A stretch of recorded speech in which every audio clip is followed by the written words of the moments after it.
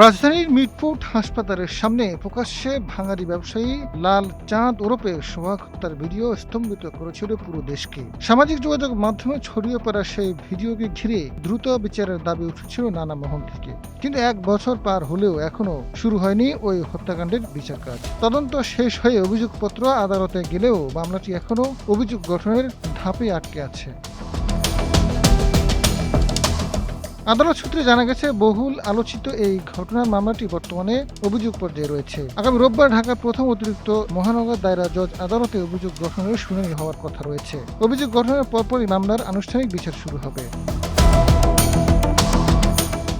ঘটনার পর সরকার মামলাটির দ্রুত বিচার ট্রাইব্যুনালে পাঠানোর ঘোষণা দিলেও 1 বছরও সেই সিদ্ধান্ত বাস্তবায়িত হয়নি। বাদীপক্ষের দাবি, এতে বিচার প্রক্রিয়া যথাযথ দীর্ঘায়িত হয়েছে। বাদীপক্ষের আইনজীবী জিয়াউল হক জানান, মামলাটি বর্তমানে বিচারিক আদালতে রয়েছে, তবে এখনো বিচার কার্য শুরু হয়নি। সরকারের পক্ষ থেকে মামলাটি দ্রুত বিচার ট্রাইব্যুনালে পাঠানোর ঘোষণা দেওয়া হয়েছিল, কিন্তু 1 বছরও তা বাস্তবায়িত হয়নি।